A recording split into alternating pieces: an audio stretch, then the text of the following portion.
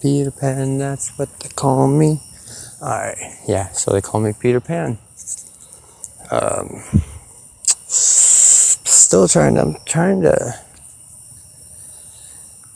trying to wrap my head around everything, guys.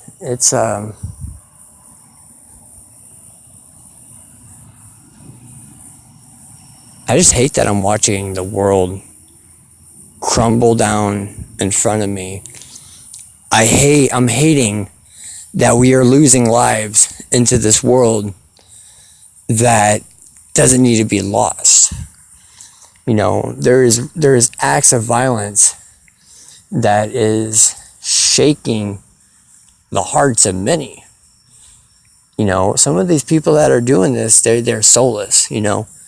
They're part of this Illuminati cult that believes it's okay to kill, that believes it's okay to slaughter women, children, Christians, anyone who stands in their way, anyone who doesn't agree with their ways and methods. What kind of fucking tyranny system is that? What kind of honorable justice system is that? I don't know. And I will never know, because you know what? We lost this war right after JFK died. And Lyndon Johnson jumped into presidency, and we started the war in Vietnam. That was basically the end of us. That was basically the technological information of these elitists, these globalists, these blood-sucking succubuses. How long is this going to take? How long is this going to take for us to actually realize that we're not in control? Do we realize we're not in control when a major explosion happens somewhere? In our own states. People that might be listening to this right now, your city could be a target. And we can't express that enough. Me, you have Anonymous, the Vigilant Christian, Paul Begley, Renee Walker, and quite few, Leah, I can't remember her last name, Leah Lynn or something. They're saying, the Bible has been pretty proven, has been pretty presidential into its facts that it's thrown out. This is a 2,000-year-old book, guys. This is an old book. And for you people who say you do not want to read it because it was man-made, well, think about it. The Holy Spirit lives in us. So the people that wrote this book and witnessed everything that happened had God's Holy Spirit living inside of them.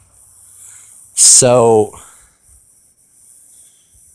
because I don't understand how we can be so, corruptly blind to a stating fact that there has to be something that beats our whole body, our organs, our heart, our brain to function. How did every little fucking stem cell, be so perfect?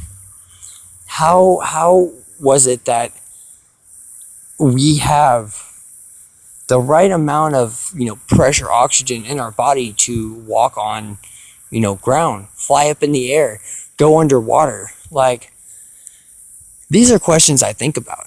And I don't know if a lot of other people think about this, but I do. I think about how incredibly strong the human spirit, our human bodies could probably do quite a bit.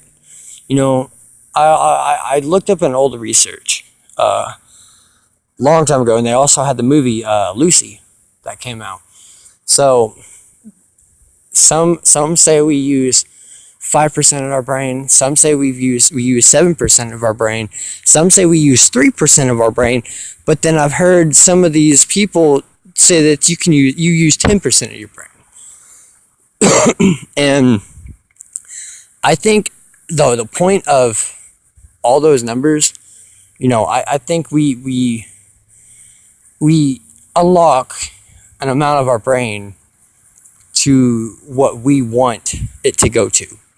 We can use whole brain intelligence and completely manipulate the world by just our voice.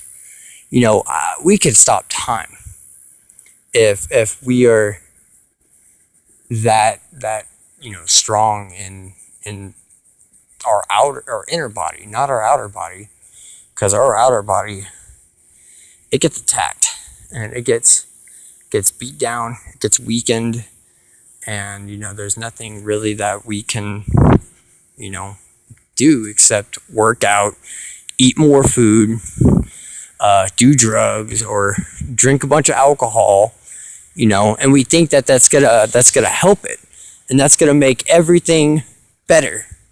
Well, newsflash, it doesn't make anything better. It just makes it worse. It makes it a whole lot worse, and it closes the part of our spiritual body that needs to operate. And I'm speaking my own hypothesis. I'm speaking my own opinion. That is the only thing that I am doing. Some of the stuff I do speak is real legit stuff. I'm not making anything up whenever it comes to it. I might flabbergast a little bit about it, but I mean, heck, some people, we need to. We don't need to sit here and be comfortable and basically watch our lives, our children's children be extinct. Because that's what's going on. Half the world population is going to be taken down. And there's going to be people that you knew. It could be your brother, it could be your sister, it could be your mom, your dad, your cousin, your grandmother, your uncle, your third cousin twice removed. I don't know. But it could be one of those people. And if it was your last day to see them, what would you say to them? If you knew that tomorrow you weren't going to wake up, or you would wake up and this person was gone. You don't know what happened, but you just know this person's gone. The person's missing. And nobody hears from them. What is the last thing you want to say to that person? Because I have a lot of things I want to say to some people. And maybe some of them aren't the nicest words. So, I mean, I would try not to say it. Because that's hurting me, myself, and I.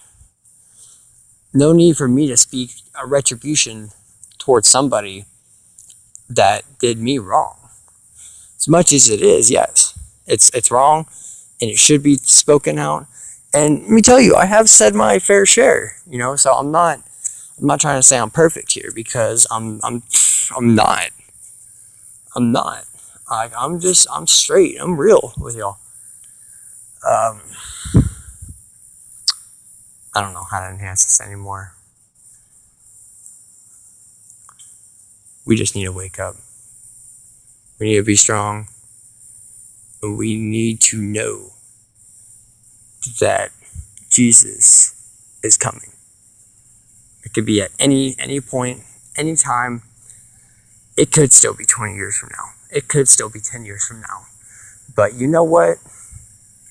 It's the fact of getting ready. It's the fact of getting your hearts prepared. That is the whole reason why I say what I say. It's to get the hearts prepared. That, over and out.